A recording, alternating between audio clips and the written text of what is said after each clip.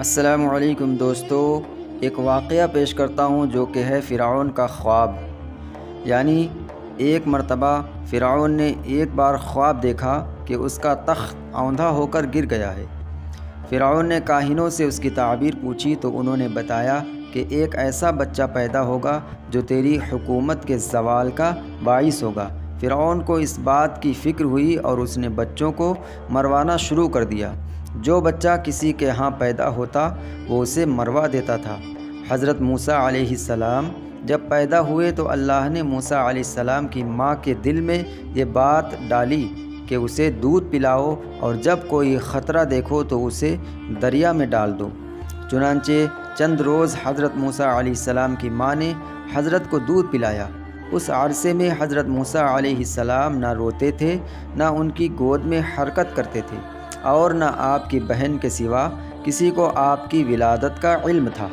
پھر جب 3 ماہ کا عرصہ گزر گیا تو موسیٰ علیہ السلام کی ماں کو کچھ خطرہ محسوس ہوا تو خدا نے دل میں یہ بات ڈال دی کہ اب تم موسیٰ کو ایک صندوق میں بند کر کے دریا میں ڈال دو، اور کوئی فکر نہ کرنا، ہم اسے پھر تمہاری گود میں لے آئیں گے۔ اور اس میں روئی بچھائی اور موسیٰ نے ایک صندوق تیار کیا، بند کر دیا اور یہ صندوق دریائے نیل میں ڈال دیا۔ اس دریا سے ایک بڑی نہر نکل کر فرعون کے محل میں گزرتی تھی۔ فرعون میں اپنی بیوی آسیہ کے نہر کے کنارے بیٹھا تھا۔ جب ایک صندوق نہر میں آتے دیکھا تو اس نے کنیزوں اور غلاموں کو صندوق نکالنے کا حکم دیا۔ وہ صندوق نکال کر سامنے لایا گیا، کھولا تو اس میں ایک نورانی شکل فرزند جس کی پیشانی سے وجاہت و اقبال کے آثار نمودار تھے نظر آیا۔ دیکھتے ہی فرعون کے دل میں ایسی محبت پیدا ہوئی کہ وہ دریافتہ ہو گیا، لیکن قوم کے لوگوں نے اسے ورغلایا اور کہا کہ ممکن ہے یہی وہ بچہ ہو جس نے آپ کی حکومت کو برباد کرنا ہے۔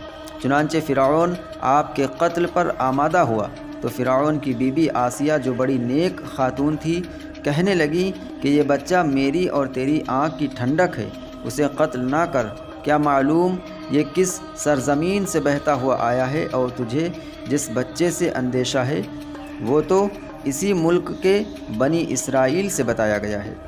آسیہ کی یہ بات فرعون نے مان لی اور حضرت موسیٰ علیہ السلام فرعون کے محل میں ہی رہنے لگے، اور فرعون نے آپ کو دودھ پلانے کے لیے دائیاں بلائیں، مگر حضرت موسیٰ علیہ السلام کسی دائی کا دودھ نہ پیتے تھے۔ اب فرعون کو فکر ہوئی کہ اس بچے کے لیے کوئی ایسی دائی ملے جس کا دودھ پینے لگیں، یعنی موسیٰ علیہ السلام جس کا دودھ پینے لگیں۔ ادھر حضرت موسیٰ علیہ السلام کی ماں اپنے بچے کی جدائی میں بے قرار تھی، اور موسیٰ علیہ السلام کی بہن جس کا نام مریم تھا وہ آپ کے تجسس کرنے اور معلوم کرنے کے صندوق کہاں پہنچا اور آپ کس کے ہاتھ آئے آپ کی تلاش میں تھی، حتیٰ کہ پتہ چلاتے چلاتے وہ فرعون کے محل میں پہنچ گئی۔ اور جب معلوم ہوا کہ میرا بھائی اسی محل میں ہے اور کسی دائی کا دودھ نہیں پی رہا تو فرعون سے کہنے لگی، کیا میں ایک ایسی دائی کی خبر دوں جس کا دودھ یہ بچہ مزے سے پیے گا؟ فرعون نے کہا، ہاں ضرور ایسی دائی کو لاؤ۔ چنانچہ وہ اس کی خواہش پر اپنی والدہ کو بلا لائیں، اور جب وہ آئیں تو موسیٰ علیہ السلام فرعون کی گود میں تھے اور دودھ کے لیے رو رہے تھے۔ فرعون آپ کو بہلا رہا تھا۔ جب آپ کی والدہ آئیں اور آپ نے ان کی خوشبو پائی تو آپ چپ کر گئے اور اپنی والدہ کا دودھ پینے لگے۔ فرعون نے پوچھا، تو اس بچے کی کون ہے؟ یعنی فرعون نے ان سے پوچھا، تو اس بچے کی کون ہے جو اس نے کسی دائی کا دودھ نہیں پیا اور تیرا جھٹ پی لیا؟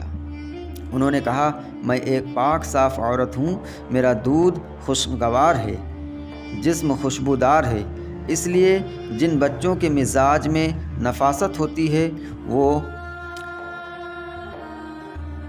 اور عورتوں کا دودھ نہیں پیتے ہیں، میرا دودھ پی لیتے ہیں۔ فرعون نے بچہ انہیں دیا اور دودھ پلانے پر انہیں مقرر کر کے فرزند کو اپنے گھر لے جانے کی اجازت دے دی۔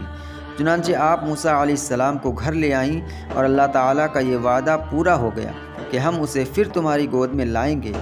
اس طرح موسیٰ علیہ السلام کی پرورش خود فرعون ہی کے ذریعے ہونے لگی۔ آپ دودھ پینے کے زمانے تک اپنی والدہ کے پاس رہے۔ اس زمانے میں فرعون انہیں ایک اشرفی روزانہ دیتا رہا۔ دودھ چھوڑنے کے بعد آپ موسیٰ علیہ السلام کو فرعون کے پاس لے آئیں اور آپ وہاں پرورش پاتے رہے۔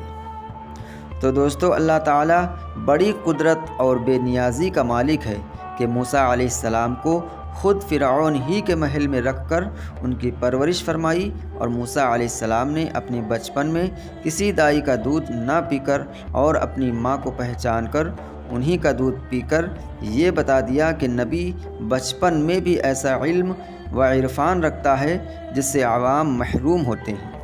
انبیاء کو اپنی مثل بشر کہنے والوں میں سے اگر کسی کو بچپن میں کتیا کے دودھ پر بھی ڈالا جائے تو وہ اس کتیا کا بھی دودھ پینا شروع کر دے گا، مگر نبی کی شان علم یہ ہے کہ وہ بچپن میں اپنی ماں کے سوا کسی دوسری عورت کا بھی دودھ نہیں پیتا۔ پھر انبیاء کے مثل ہونے کا دعویٰ کرنا کس قدر جہالت کی بات ہے۔ تو دوستو، امید ہے ویڈیو آپ لوگوں کو پسند آئی ہوگی۔ ملتے ہیں اگلی ویڈیو میں، تب تک کے لیے اللہ حافظ۔